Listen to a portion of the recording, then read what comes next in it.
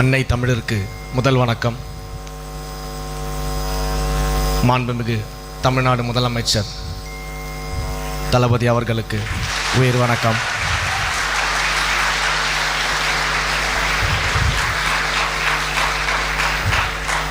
இந்த நிகழ்வில் சிறப்பு விருந்தினராக கலந்து கொண்டிருக்கக்கூடிய மாண்புமிகு உயர்கல்வித்துறை அமைச்சர் அன்பிற்குரிய அண்ணன் திரு விஸ்வநாதன் அவர்களுக்கு நன்றி கலந்த வணக்கம்.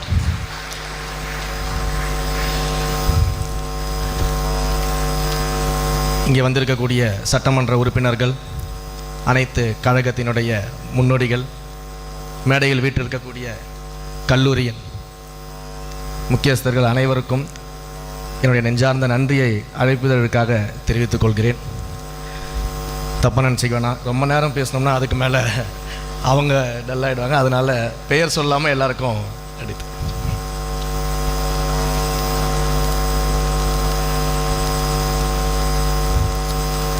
ரொம்பலாம் போர் அடிக்க மாட்டாங்க. ஒரு 2-3 நிமிஷம் ஓடிடுறேன். ஸோ இந்த ஸ்டூடெண்ட்ஸ் லைஃப் அப்படின்றது ரொம்ப ஒரு அழகான லைஃப். ஆக்சுவலி என்னடா 50 வயசு பெரிய ஆள் மாதிரி பேசுகிறேன். நானும் இப்போ தான் கொஞ்சம் ஸ்டூடெண்ட்டாக இருந்து ஒரு 10 வருஷம் தான் முன்னாடி தான் ஸ்டூடெண்ட்டாக இருந்து முடித்தேன். அதனால் ரொம்ப ஒரு அழகான லைஃப் ஸ்டூடெண்ட்டோட லைஃப்ன்றது. அதில் இந்த கல்லூரி காலகட்டத்தில் ஸ்டூடெண்ட்ஸுக்கு மிகப்பெரிய சவால் என்ன அப்படின்னு யோசித்து பார்த்தோம்னா, எக்ஸாம்ஸா, அசைன்மெண்ட்ஸா, அட்டண்டன்ஸா, இல்லை பிளேஸ்மெண்ட்டா அப்படின்னு பார்த்தா உண்மையிலே இது எதுவுமே சவால் கிடையாது. காலேஜில் படிக்கும்போது நம்ம வாழ்க்கையில் என்னடா ஆக போகிறோன்னு ஒரு டாட் வரும் பாருங்கள், அதுதான் மிகப்பெரிய சவால். மிகப்பெரிய சவாலே அதுதான். அந்த பயம் இருக்குல்ல, அந்த பயத்தை ஓவர் கம் பண்ணுறது தான் கல்லூரியில் இருக்கக்கூடிய மிகப்பெரிய சவால். ஸோ அதனால தான் ஐயன் வள்ளுவர் அவர்கள் ஒரு திருக்குறள் அழகாக சொல்லியிருப்பாங்க. தெய்வத்தால் ஆகாதெனும் முயற்சி தன் மெய்வருத்த கூலி தரும்னு சொல்லியிருப்பாங்க. அந்த பயத்தை ஓவர் கம் பண்ணுறதுக்கு அந்த வார்த்தைகளை பயன்படுத்துங்க. எல்லாருக்கும் இறை நம்பிக்கை இருக்கும், இறைவனை வணங்குகிறோம். ஆனால் அதையெல்லாம் தாண்டி உன்னுடைய முயற்சியை பார்த்து இறைவனே நமக்கு தர வேண்டிய பலனை கொடுத்துருவார். உன்னுடைய முயற்சி தான் பெருசு அப்படின்னு ஐயன் வள்ளுவன் அவர்கள் சொல்லுவாங்க. அப்போ அந்த பயத்தை ஓவர் கம் பண்ணுறதுக்கு, அந்த சவாலை வென்றெடுக்கிறதுக்கு, வெற்றி அடைகிறதுக்கு அந்த முயற்சி தான் ரொம்ப முக்கியமான விஷயம். அந்த முயற்சியில் சில தோல்விகள் இருக்க தான் செய்யும். கண்டிப்பாக தோல்விகள் இருக்கும். இப்போ நம்மலாம் டிஜிட்டல் வேர்ல்டில் இருக்கோம். இன்ஸ்டாகிராமை திறந்து பார்த்தா திடீர்னு ஒரு சக்ஸஸ் ஸ்டோரி வரும் ரீல்ஸில். ஃபேஸ்புக்கை திறந்து பார்த்தா அங்கே ஒரு சக்ஸஸ் ஸ்டோரி இருக்கும். ஃபேஸ்புக்கை திறந்து பார்த்தா, லிங்க்டின் திறந்து பார்த்தா, எங்கே பார்த்தாலும் ஒரு சக்ஸஸ் ஸ்டோரியாக இருக்கும். பார்க்கும்போதே நமக்கெல்லாம் பயமாக இருக்கும். என்ன எல்லோரும் சக்ஸஸ் ஸ்டோரியாக போட்டிருக்காங்க, நம்மளாம் வாழ்க்கையில் என்னடா பண்ண போகிறோம்? எல்லோரும் சக்ஸஸ் வீடியோ போடுறாங்களே, நம்ம வாழ்க்கை இப்படியே இருக்குமா, நம்ம என்ன பண்ண போகிறோன்ற அந்த பயம் இருக்கும், அந்த தோல்வி பயம் இருக்கும். பட் அந்த தோல்வி என்பது நிரந்தரம் கிடையாது. ஏன்னா இன்றைக்கி சக்ஸஸ் ஸ்டோரிஸ் போடுற எல்லாருமே ஒரு இடத்துல தோல்வியை பார்த்துட்டு சக்ஸஸ்க்கு வந்தவங்க தான். யாருமே தோல்வியே பார்க்காம சக்ஸஸ்க்கு வந்தவங்களாம் இருக்க முடியாது. ஸோ அந்த வகையில் தோல்வியை கண்டு யாருமே துவண்டு விடக்கூடாது அப்படிங்கிற ஒரு விஷயத்தை இந்த இடத்துல பதிவு பண்ணணும்னு ஆசைப்பட்றேன். அண்டு நம்மலாம் இந்த நிறைய ஜென்ரேஷன்லாம் சொல்லுவாங்கள்ல, 90s kids, 2K kids, gen Z kids. உண்மையிலேயே நம்மலாம் மொபைல் கிட்ஸ்.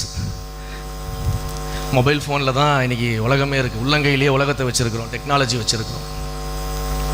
இன்றைக்கி மொபைல் ஃபோனில் இல்லாதது எதுவுமே கிடையாது. பட் ஆனால் அதில் ஒரு சின்ன விஷயந்தான், மொபைல் ஃபோனை நாம் பயன்படுத்துகிறோமா இல்லை மொபைல் ஃபோன் நம்மளை பயன்படுத்துதா அப்படிங்கிறது தான் விஷயமே இருக்குது. ஸோ மொபைல் ஃபோனை நாம் சரியாக பயன்படுத்தினோம்னா வாழ்க்கையில் மிகப்பெரிய வெற்றிகளை அதை வச்சு அடைய முடியும். மொபைல் ஃபோன் நம்மளை பயன்படுத்திடுச்சு அப்படின்னா நேரம் மட்டும்தான் வீணாகும். வாழ்க்கையில் நம்ம வெற்றியை தொலைச்சிடுவோம், டைமை வேஸ்ட் பண்ணிவிடுவோம். ஏன்னா இன்றைக்கி ரீல்ஸ் பார்க்க நமக்கு ஒரு மணி நேரம் டைம் இருக்குது அப்படின்னா கண்டிப்பாக நம்மளால் நம்மளுடைய ஸ்கில்லை டெவலப் பண்ணுறதுக்கு ஒரு மணி நேரம் செலவிட முடியும் அப்படின்னு தான் அர்த்தம். ரீல்ஸை ஸ்க்ரோல் பண்ணுறதுக்கு நமக்கு ஒரு மணி நேரம் டைம் இருக்குது அப்படின்னா நம்மளுடைய வாழ்க்கையில் ஒரு நல்ல விஷயங்களை கற்றுக்கிட்டு செல்ஃப் டெவலப்மெண்ட் பண்ணிக்கிறதுக்கு நமக்கு ஒரு மணி நேரம் டைம் இருக்குதுன்னு அர்த்தம். ஸோ இந்த டெக்னாலஜி வேர்ல்டில் இந்த மொபைல் ஃபோன்ஸை கரெக்டாக யூஸ் பண்ணுங்கள். மொபைல் ஃபோனை நாம் தான் யூஸ் பண்ணணும். ஒரு காலமும் மொபைல் ஃபோன் நம்மளை யூஸ் பண்ணுறதுக்கு விட்டுறக்கூடாது. அதை மட்டும் ஒரு சின்ன ரிக்வெஸ்ட்டாக இந்த இடத்துல சொல்லிக்கிறேன். அண்ட் நிறைய தமிழ் பேசக்கூடிய மாணவர்கள் உலக அளவில் மிகப்பெரிய சாதனைகள் படைக்கக்கூடிய ஒரு காலகட்டத்தில் நாம் இருக்கிறோம். பெருமையான ஒரு விஷயம்.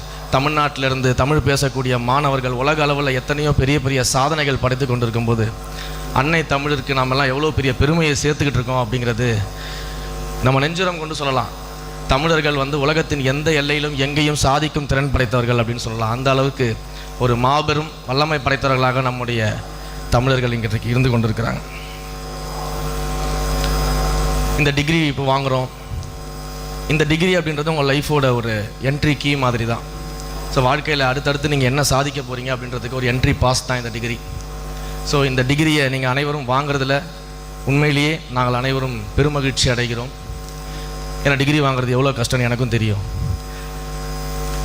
ஒவ்வொரு இடத்துலேருந்து கஷ்டப்பட்டு படித்து அந்த டிகிரியை முடித்து அதை கையில் வாங்கி அடுத்து ஒரு வேலை வாய்ப்பு, முக்கியமாக அந்த வேலை வாய்ப்புக்கு போகிறதுன்றது ஒவ்வொரு இளைஞனுடைய, அதுவும் நடுத்தர ஏழை எளிய குடும்பத்திலேருந்து வர இளைஞர்களுடைய மிகப்பெரிய கனவு. அந்த வேலை வாய்ப்பை பெறுறதில் இருக்கக்கூடிய கஷ்டங்கள் எனக்கு தெரியும். அப்போ அந்த வேலை வாய்ப்பை பெறுவதோடு மட்டும் இல்லாமல் நீங்கள் எல்லாம் அடுத்த தலைமுறையில் வேலை வாய்ப்பை உருவாக்குவர்களாக நீங்கள் மாறணும் அப்படின்றத என்னுடைய ஒரு வேண்டுகோளாக வச்சுக்கிறேன். நீங்கள் ஒரு தொழில் முனைவோராக மாறணும். நீங்கள் பலருக்கு வேலை கொடுக்கணும். வேலை வாய்ப்பை நம்ம பெறுவதாக மட்டும் இல்லாமல் வேலை வாய்ப்பை கொடுப்பவர்களாகவும் இனிமேல் இளைஞர்கள் மாற வேண்டும் அப்படிங்கிறதுல மிகப்பெரிய நம்பிக்கையை நம்ம உருவாக்கணும். அதோடு நீங்கள் நினச்சி பார்க்க வேண்டிய ஒரு விஷயம், இந்த டிகிரியை வாங்கும்போது உங்களுக்கு எவ்வளோ சந்தோஷமாக இருக்குமோ, உங்களை இந்த டிகிரியை வாங்க வச்ச ஆசிரியர்களுக்கு எவ்வளோ மகிழ்ச்சியாக இருக்குமோ, உங்களுக்கு டிகிரி கொடுக்குற எங்களுக்கு எவ்வளோ மகிழ்ச்சியாக இருக்குமோ, அதையெல்லாம் விட 100 மடங்கு அதிகமாக உங்கள் பெற்றோர்களுக்கு அந்த சந்தோஷம் அதிகமாக இருக்கும். ஏன்னா தன்னுடைய பிள்ளை டிகிரி வாங்கணும், நாம் படிக்கலை, நாம் எந்த பள்ளிக்கூடத்துக்கே சரியாக போகலை, ஆனால் நம்ம பிள்ளை அப்படி இருந்துடக்கூடாது, ஒரு டிகிரியை வாங்கிடணும், ஒரு நல்ல வேலைக்கு போயிடணும் அப்படின்னு சொல்லிட்டு அவங்க வாழ்க்கையில் நிறைய தியாகம் பண்ணியிருக்கிறாங்க. நீங்கள் படிக்கணுன்றதுக்காக அவங்க வெளியில் எங்கேயும் போய் ஊர் சுற்றுறதுக்கு போக மாட்டாங்க. நீங்கள் படிக்கணுன்றதுக்காக அவங்க தியேட்டரில் போய் படம் பார்க்க மாட்டாங்க. நீங்கள் படிக்கணுன்றதுக்காக அவங்க ஒரு வேளை சாப்பாடை கூட கட் பண்ணிகிட்டு இருப்பாங்க. நீங்கள் படிக்கணுன்றதுக்காக, நீங்கள் முன்னேறணுன்றதுக்காக அவங்க வாழ்க்கையில் அவங்க அனுபவிக்க வேண்டிய எந்த சந்தோஷத்தையுமே அவங்க அனுபவிக்காமல் நம்ம படிக்கணும், டிகிரி வாங்கணும், நம்ம புள்ள மேலே வரணும் அப்படின்னு உழைக்கக்கூடிய பேரண்ட்ஸு எவ்வளோ பேர் இருக்காங்க. அந்த பேரண்ட்ஸ் 100% உங்களுடைய டிகிரி வாங்கின விஷயத்துக்கு சந்தோஷப்படுவாங்க. ஆனால் அவங்கள 1000 மடங்கு சந்தோஷப்படுத்துவதற்கு வாழ்க்கையில் அடுத்த கட்ட இலக்கை நோக்கி நீங்கள் ஓடிக்கிட்டே இருக்கணும். நீங்கள் என்ன இலக்கு வச்சுருக்கிறீங்க, அது எதுவாக வேணா இருக்கட்டும், அந்த இலக்கை நோக்கி மட்டும் நீங்கள் ஓடிக்கிட்டே இருக்கணும். நான் அப்படி தான் ஒரு இலக்கு வச்சேன். எனக்கு சமூக சேவையில் இருக்கணுன்ற ஒரு ஆசை.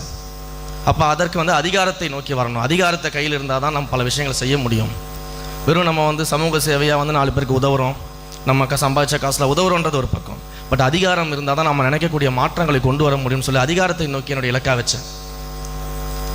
இன்னும் சொல்லப்போனால் என் வாழ்க்கை பயணத்தில் நான் படித்தது 12th பயாலஜி குரூப் முடித்த உடனே 12th முடித்து செலக்ட் பண்ணது மெக்கானிக்கல் இன்ஜினியரிங்.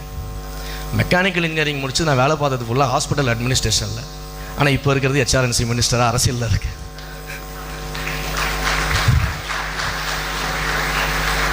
அதனால் கல்வின்றது ஒரு அறிவு, ஒரு சப்ஜெக்டை நம்ம படிக்கிறோம், அதில் நம்மளை திறம்பட நம்மளை கொண்டு போகிறோம் அப்படின்றது மட்டும்தான் தவிர்த்து நம்முடைய ஒரு அறிவை கற்றுக்கொள்வதற்கான விஷயங்கள் கல்வி.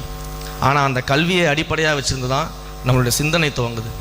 அந்த சிந்தனை சமூக சிந்தனையாக மாறும் பொழுது நீங்கள் உங்களுடைய இலக்கு எதுவாக இருந்தாலும் அதை நோக்கி ஓடுனா நிச்சயமாக சக்ஸஸ் பண்ண முடியும். ஏன் இதெல்லாம் சொல்கிறேன் அப்படின்னா, நானும் ஒரு சாதாரணமான குடும்பத்திலேருந்து வந்த ஆள் தான். ஒன்றும் பெரிய அரசியல் பின்புலமோ பணமோ பதவியோ அதெல்லாம் எதுவுமே கிடையாது. இன்றைக்கும் எங்கள் அம்மாவுக்கு நான் மினிஸ்டராக இருக்கேன்னா என்னென்னு எங்கள் அம்மாவுக்கு தெரியாது. இன்னும் சொல்ல போனால் இன்றைக்கும் என்னுடைய அம்மா நான் மினிஸ்டர் ஆகிட்டேன்னு தெரியும் அவங்களுக்கு, நான் அரசியலில் இருக்கேன், மினிஸ்டர் ஆகிட்டேன், எல்லாமே தெரியும். இன்றைக்கும் மாதம் அவங்க சம்பளத்துக்கு வேலைக்கு தான் போயிட்டுருக்கிறாங்க. அந்த வேலையை விடமாட்டேன்னு சொல்லிட்டாங்க. நான் மினிஸ்டர் ஆகிட்டோமா, நீங்கள் வேலையை விட்டுருங்க, நான் அவங்கள பார்த்துக்கிறேன் அப்படின்னு சொல்லும்பொழுது என் சொந்த காலில் நான் கடைசி வரைக்கும் எவ்வளோ நாள் நிற்க முடியுமா நின்றுக்கிறேன். எனக்கு தேவைன்னா நான் நிற்பேன், அது வரைக்கும் நிற்க மாட்டேன்னு சொல்லுவாங்க எங்கள் அம்மா. இன்றைக்கும் என்னுடைய அப்பா 3000 ரூபாய் சம்பளத்துக்கு தான் வேலைக்கு போயிட்டுருக்காரு. என்னுடைய அண்ணன் தம்பி எல்லாருமே இன்றைக்கும் வேலை செஞ்சுக்கிட்டு இருக்கிறாங்க. மினிஸ்டர் ஆகிட்டோன்றதுக்காக யாருமே அவங்களுடைய வேலையை விட்டுட்டு என் கூட இருக்கணும், என்னால் அவங்க நல்லா இருக்கணும் அப்படின்லாம் யோசிக்கல. அப்போ இப்படிப்பட்ட குடும்ப சூழல்லேருந்து தான் நாங்களாம் வந்திருக்கிறோம். நீங்களும் வந்திருக்கிறீங்க. இன்றைக்கி டிகிரி வாங்கக்கூடியவர்கள், வெற்றியாளர்கள் அத்தனை பேர் அப்படி தான் வந்திருக்கிறீங்க. கரெக்டு தானே? Yes sir. நானும் first generation degree holder sir என்னுடைய ஃபேமிலியில். சரி, என்னுடைய அம்மா அப்படி கஷ்டப்பட்டு ஒரு சமையல் வேலை செஞ்சு தான் என்னை படிக்க வச்சாங்க. படித்தேன், டிகிரி வாங்கினேன். அதுக்குன்னு இந்த வெளியில் சொல்கிற மாதிரிலாம் நான் நல்லா படித்தேன், ஃபஸ்ட் மார்க் வாங்கினேன். அப்போ நானும் அரியர் வச்சு தான் கிளியர் பண்ணேன். எனக்கு கணக்குன்னா வரவே வராது, அதெல்லாம் வச்சு தான் கிளியர் பண்ணோம். பட் கோல் வச்சுருந்தேன், எனக்கு இந்த சோஷியல் ஒர்க்கில் தான் போகணும் அப்படின்ற கோல் வச்சுருந்தேன். அந்த கோலை நோக்கி ஓடுனேன். கடவுள் புண்ணியத்தில் என்னுடைய உழைப்புக்கு, என்னுடைய முயற்சிக்கு அந்த இடத்த கடவுள் கொடுத்துருக்குறாங்க. அதுலேயும் இந்து சமய அறநிலைத்துறையை என்னுடைய முதலமைச்சர் எனக்கு கொடுத்துருக்கிறாரு. அப்போ